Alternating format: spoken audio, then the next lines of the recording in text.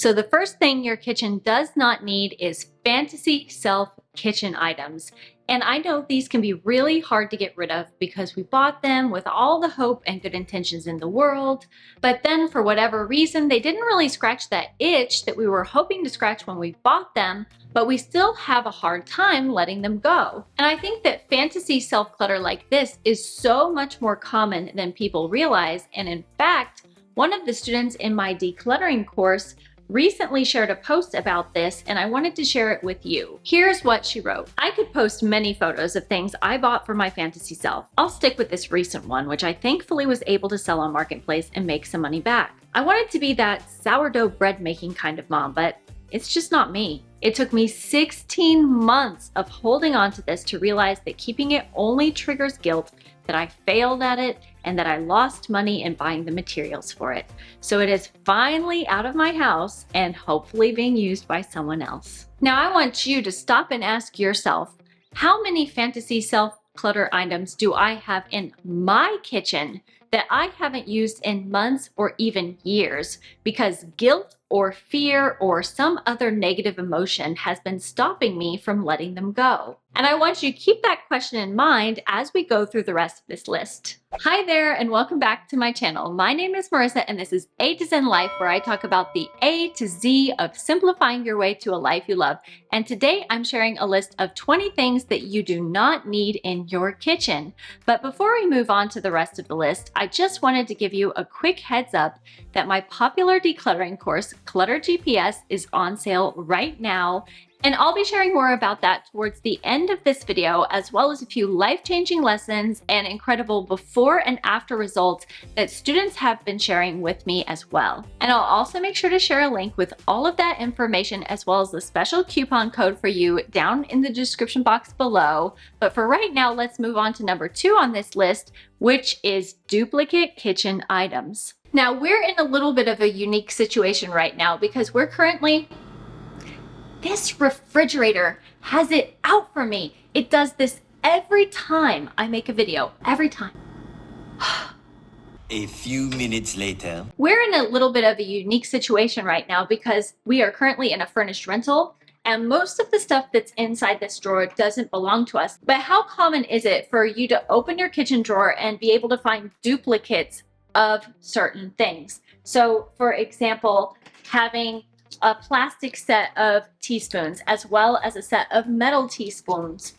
Or maybe, for example, you have a complete set of plastic spoons and spatulas, and then you have a duplicate set for wooden spoons and spatulas that are basically the same thing. Even when we have duplicates, most of the time when you go to use something, you'll pull out your favorite one and use it every time, and then the other ones just end up sitting around in your drawers taking up space.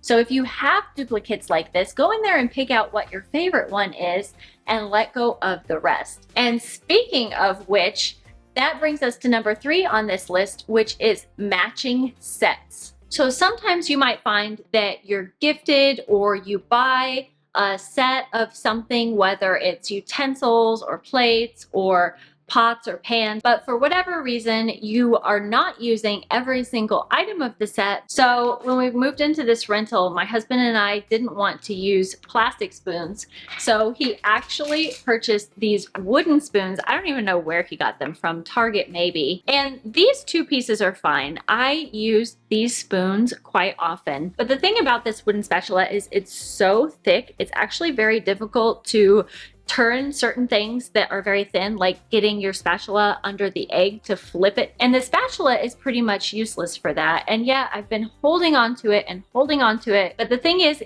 this does not function like I want it to function. So I'm actually going to keep these and get rid of this item and replace it with a high quality silicone spatula that I've used in the past and I know that works well. Another thing that your kitchen does not need is unmatched containers or lids that are missing the lids or missing the bottoms for whatever reason. Maybe you took them to a get together or a barbecue and one piece made it home but not the other. Or for example, something that happened with us recently, I make my kids lunches every morning for them to go to school, and I bought them salad lunch boxes because I really like the way that it stacks. And one of the things that those containers came with were these little condiment things. I think that they were meant to be for salad dressing.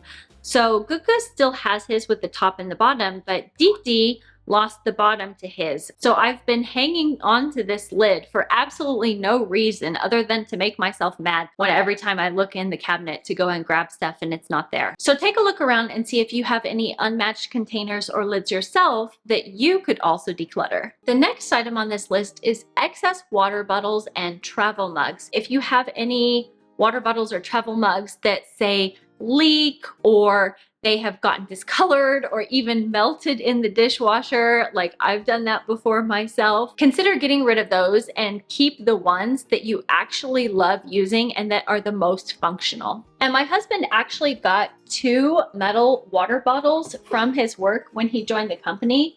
And at first my kids were using those, but they decided that they didn't really like the taste of the water. Supposedly it was making the water taste metallic.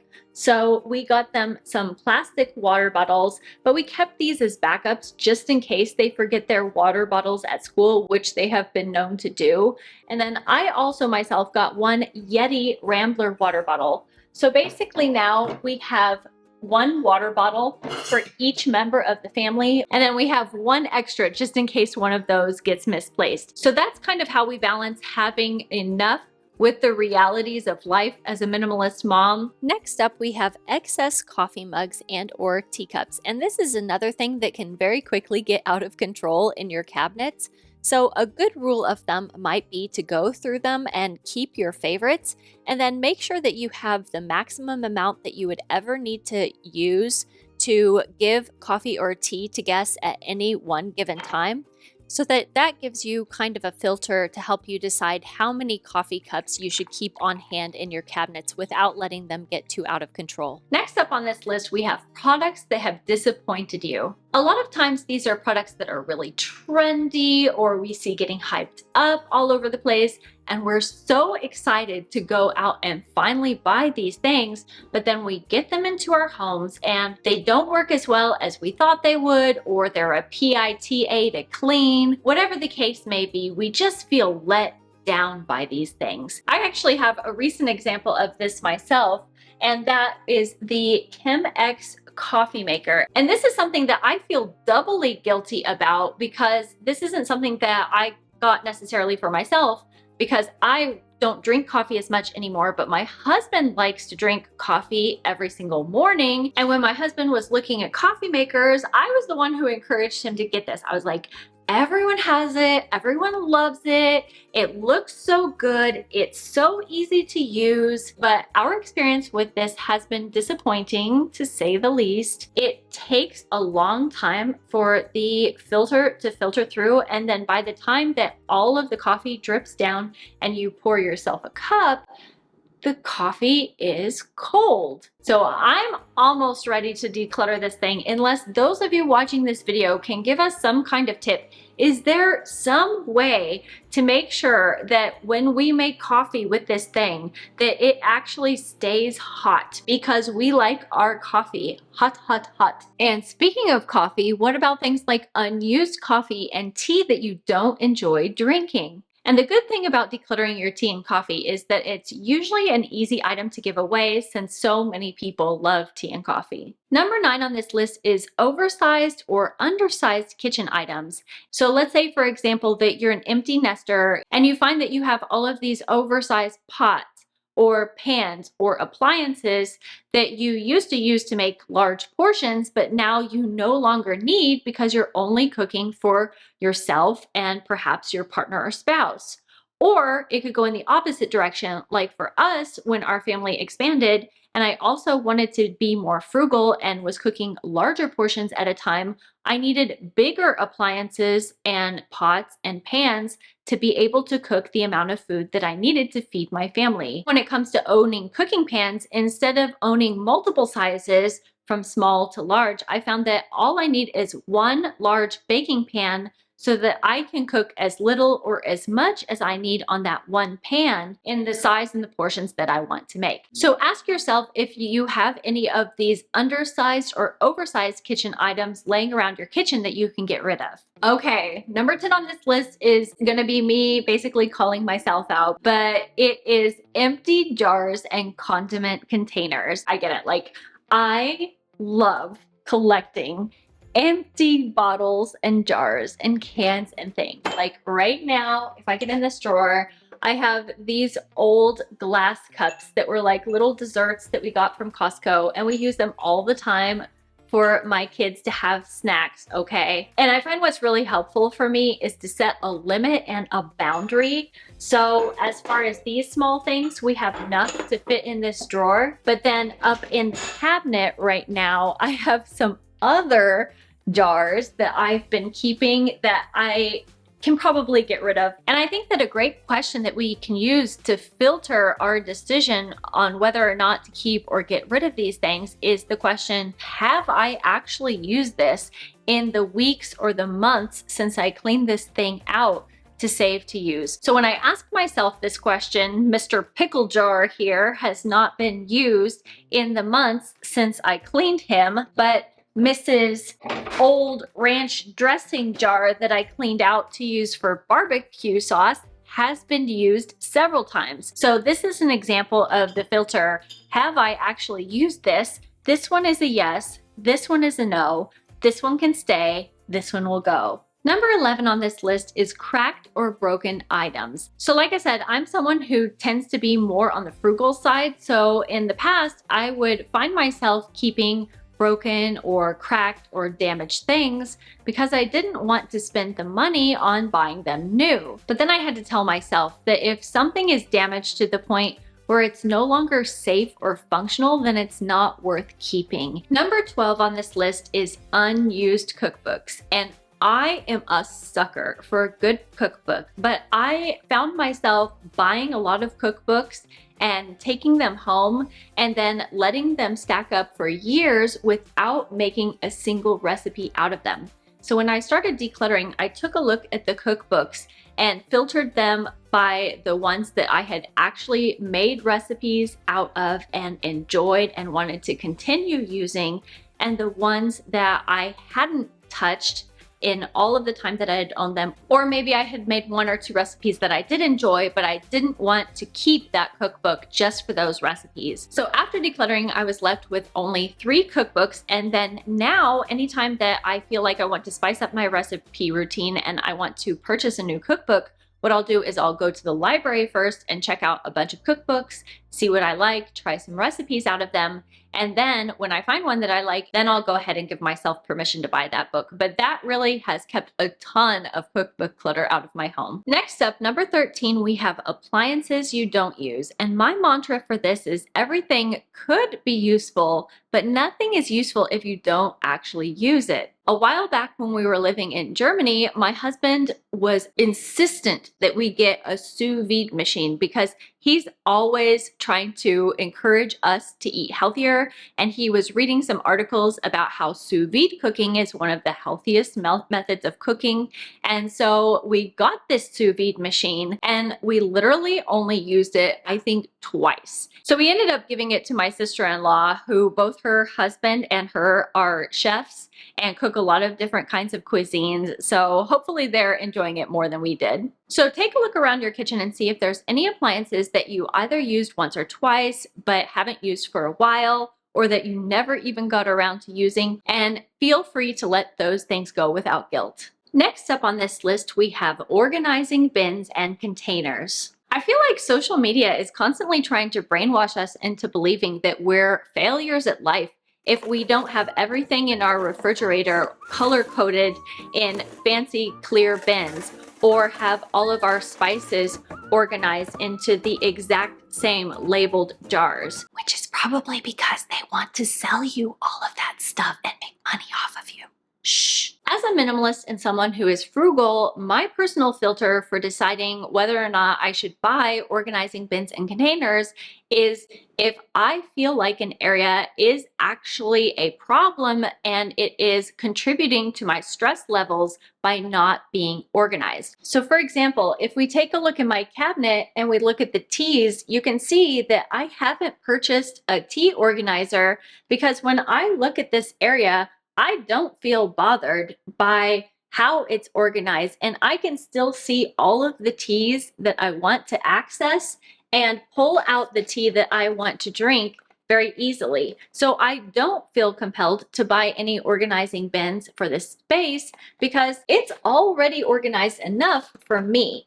Now, I don't want to make it sound like I'm vilifying organizing bins or containers altogether because I do have some organizing bins and containers that I use, but I will usually first see if I have some leftover condiment jars or containers from food that I could repurpose first before I buy something like that. So like I said, if you're not stressed or bothered by the areas in your kitchen, don't feel pressured to buy these kinds of things because Pinterest or Instagram tell you that you need to have them to be organized. Number 15 is leftover condiments and sauce packets. Now, if this is something that you're going to actually use, feel free to keep them. Like my husband had put some ketchup packets in here without me realizing it. And of course, ketchup packets are something that we can always use. It just needs to be moved to a different place because this is not where I usually keep the extra condiments that we have. I like to keep them in this drawer and kind of these little areas so that we know that they're there. But then sometimes we'll get condiments or sauce packets that I know that we're not going to use, like the garlic dip or the garlic sauce from Papa John's. And in that case, that's something that we can get rid of. So definitely take a look around your kitchen and see if there's any of those that you can get rid of in your own cabinets and drawers. Next up, we have novelty or souvenir products. And these are often things that you were given as a gift or that you got for free from a company or an event that you went to, or maybe something that you got on your travels. And it's something that maybe you don't like or that you don't use because it's not practical, but then you just leave it sitting around because you feel guilty about getting rid of it. So if you have things like this in your cabinets or drawers like I do, you can get rid of those. So my husband's company, when he joined, like I said, gave us the water bottles, which we actually use, but they also gave him a travel cutlery set. Comes with metal straws too. We don't use metal straws. So I'm going to go ahead and get rid of these. Number 17 on this list is countertop clutter. Back when my kids were little, there was always a ton of stuff on the countertops. And not only did it make my cortisol levels spike every time I looked at it, but it was also really frustrating because when I wanted to cook or clean the kitchen, the process felt super slow and difficult because I had to move or shuffle things around. But now that my countertops are clutter-free, it's so much easier for me to cook and wipe the counters clean because I don't have to move all of that stuff. Now the only thing I keep on our countertops is a fruit bowl, which I recently repurposed after decluttering our entryway, by the way, and our Brita water pitcher because my husband is Chinese and he strongly believes that drinking room temperature water is the healthiest and drinking cold water is bad for you. And he always feels betrayed when me and my sons want to drink cold water from the fridge. All right, that's it. Dishonor. Make a note of this. Dishonor on you. Dishonor on your cow. I'm kind of kidding, but also not really. Speaking of countertop clutter, the next item on this list of things your kitchen doesn't need is a knife holder. I inherited a set of knives from my father after he passed away, which is one of my prized possessions, but I didn't love the knife holder that came with the knife set. It was made out of wood and one of the pieces had broken off at the bottom and it was not really stable anymore. It was worn and chipped, and it took up a lot of space on the countertop. So when I was decluttering my kitchen, I kept the knives, but got rid of the knife holder. And ever since then, I have used an in-drawer knife holder to hold our knives. I've also seen people use magnetic wall strips for their knife holders that I think is really practical. Obviously, you need to think about what works best with your kitchen, because if you have small children, maybe an in-drawer knife holder might not be as safe or work as well. Number 19 on this list is serving plates and platters. I know this is one of those things that people can collect a lot of for the different holidays in the various colors or patterns, but then when birthday and holiday times roll around, they find themselves always reaching for the same platters and plates, and a lot of the others just sit in their cabinets collecting dust. This is something that typically we just use regular plates or bowls for. I do have one glass platter that I've mentioned before. I actually use this when I make cakes and I put a bowl over it to keep it nice and moist so that it doesn't dry out. So take a look and see if you have any of these items that you can let go of in your own kitchen. And finally, number 20 are plates and utensils. And I saved this one for last because I think it's really important to find the right balance of having enough plates and utensils for everyone in your family to use without having so much that the dirty dishes can pile up for days at a time and create a huge mess. And because all of us have different family sizes and hosting needs, the essential amount can vary wildly from person to person. I know certain minimalists who only keep one set of utensils and one place setting for each person that's in their immediate family, and then whenever they host barbecues or get-togethers or holidays, they then use disposable plates and utensils instead. So here's my personal philosophy, which is that I want our family to have enough plates, bowls, and utensils so that all four of us could potentially eat breakfast, lunch, and dinner off any of those items without needing to hand wash dishes, so that we can run the dishes in the dishwasher once at the end of the night and be done with it. It also allows us to easily host friends who have 4 to 6 family members and still have plates and bowls that we can use for serving. Because like I said, we don't keep a ton of serving plates or platters in our kitchen. So that's one example of how we've mindfully curated the kitchen items that we own to fit our specific lifestyle and needs. And I believe that each and every one of you watching this video also deserves the same thing. Not only to have a kitchen that's easy to maintain and keep clean and filled with stuff that you use and love, but also an entire home that's like that. Which brings me back to the decluttering course that I mentioned at the beginning of this video. And I think that one of the things that makes the Clutter GPS course so special is that it's not just about giving you a checklist or walking you through the steps of decluttering, but it also teaches you how to reverse declutter your home and your life from the inside out. And as you go through the course, not only will you acquire the knowledge and skills that it takes to declutter your home right now, but you'll also learn how to create systems and routines that will allow you to keep it clutter-free through any of the curveballs and ups and downs that life throws your way. Which is like the old saying goes, if you give a man a fish, you feed him for a day, but if you teach him how to fish, you'll feed him for a lifetime. And not only have I been teaching my students this, I've also experienced this for myself firsthand. I had everything all figured out in my old home in Berlin, but then we had to repatriate back to the USA, and now I'm in the process of rebuilding my home management systems from scratch in our new home. But it's so much easier now that I've mastered all of the decluttering and organizing tips and lessons that I share in the Clutter GPS course. So if you're wondering what's included in this course, here's a quick breakdown. There are 8 modules with over 60 text and video lessons that you can watch anytime, anyplace, anywhere, as long as you have a computer and internet. And that includes over 7.5 hours of video tutorials with step-by-step guides on how to declutter your entire home. And included with your purchase is a bonus mini course on how to get rid of clutter once you're done decluttering, as well as over 50 pages of downloadable printables and checklists. And on top of all that, you also get private access to the Clutter GPS member support group, where you can connect with me to ask questions and talk to like-minded peers. And right now until midnight tonight, you can save $100 off the regular price of Clutter GPS as my little Mother's Day present to you. And I just want to point out that another great thing about this course is that it can literally pay for itself.